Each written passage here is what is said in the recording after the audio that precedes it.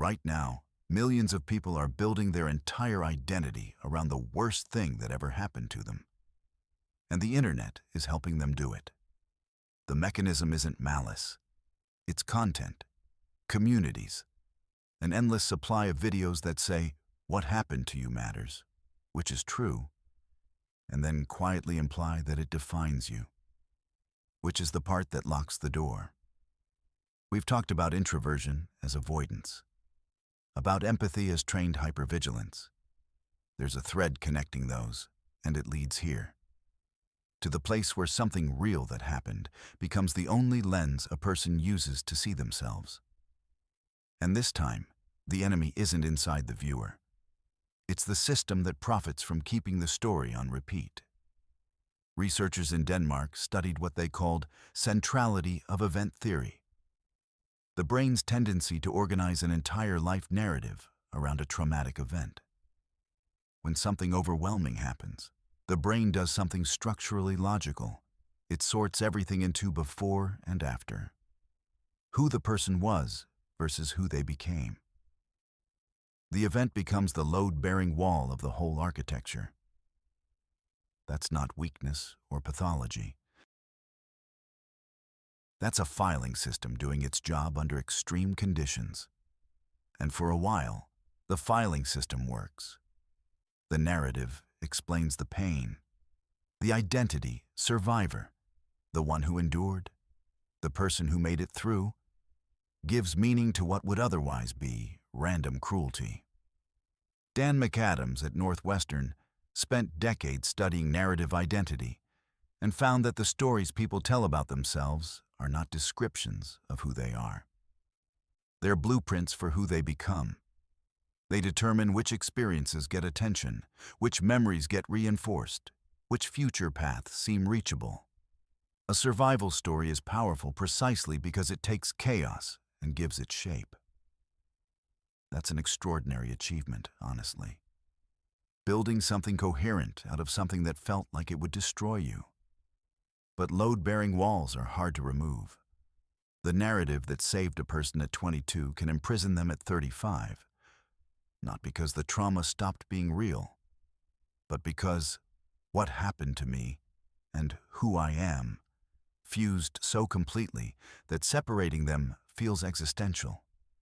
A person can't move past the event because moving past it reads as erasing it.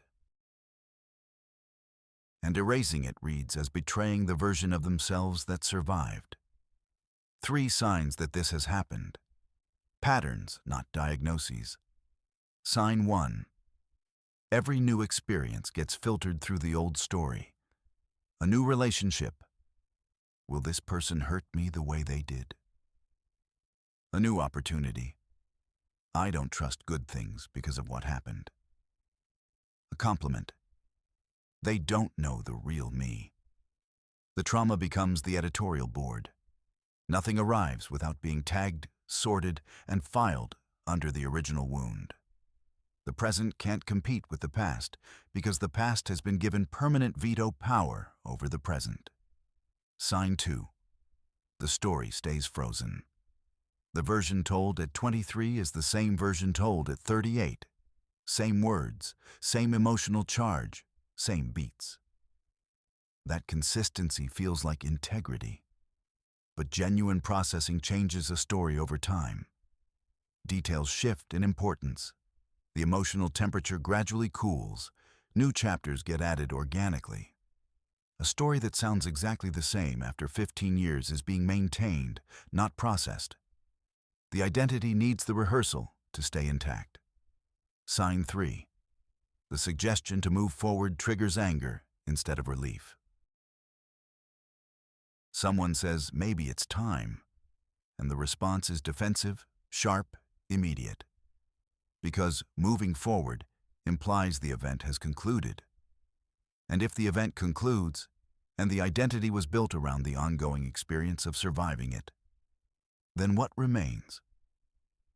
That question, the one about what's left, is the actual fear underneath.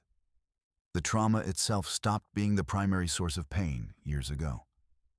The emptiness behind the identity is what keeps the cage occupied. Yeah, that's a lot to carry. And it costs more than most people around it realize. The internet accelerates the cycle in a way that deserves its own scrutiny. Trauma communities form, and they serve a vital early function: validation, recognition, proof that a person is not alone in what they experienced. That's real and necessary. But the algorithm doesn't distinguish between a person processing their story and a person rehearsing it. A post about surviving childhood neglect generates engagement. The engagement rewards repetition. The repetition deepens the groove.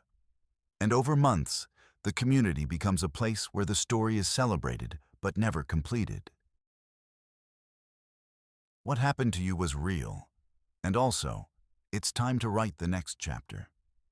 Nobody says that, because completion breaks the engagement loop. The platform needs the wound to stay open. It has a financial interest in keeping its users in the cage, and it disguises that interest as support.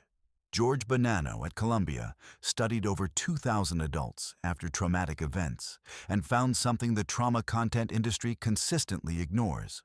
The majority of people exposed to trauma follow a resilience trajectory.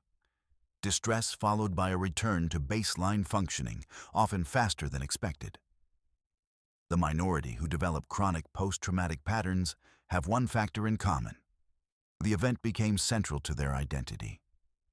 The centrality of event scale predicts post-traumatic distress better than the severity of the event itself.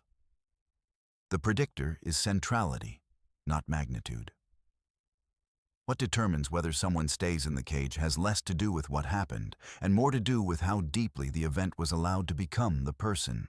Researchers at UNC Charlotte coined the term post-traumatic growth in 2004. The internet flattened it into "trauma made me stronger." Another bumper sticker from the simplification factory. What the research actually described was a specific process. A person's fundamental assumptions get shattered by the event. And the conscious rebuilding of those assumptions creates new meaning. Growth comes from reconstruction, not from the trauma itself. But reconstruction requires dismantling the old identity structure. And if the old structure is the entire self-concept, dismantling feels like dying.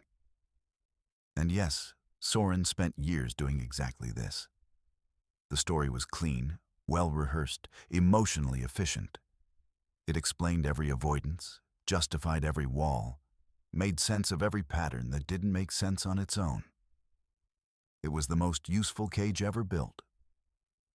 Walking out of it didn't look like a breakthrough or a cinematic moment of clarity. It looked like standing in a room with no furniture and no idea what to put in it. The emptiness was worse than the cage for a while. Then it wasn't. Then there was space. The shift isn't from "my trauma matters" to "my trauma doesn't matter." It's one word. From "this is who I am" to "this is something that happened to me." Am to happened. The event stays. The event always stays. But the centrality moves. What happened was real. What happened was important. And what comes next is not the continuation of that story. It's the opening page of a different one. One thing this week: finish the sentence differently. Instead of "I'm the person who survived, whatever the event is," try "I'm the person who," something that has nothing to do with the wound. Something recent, something small, something alive and unrelated, and maybe even a little boring. The identity that saved a person at 20 doesn't have to be the identity that carries them at 40. The cage door has been open for a while. The hard part was never the lock. Friday, something lighter. A pattern that surfaces around 2 a.m. when the apartment is quiet and the brain won't cooperate. Most people call it anxiety. The actual explanation is more useful than that.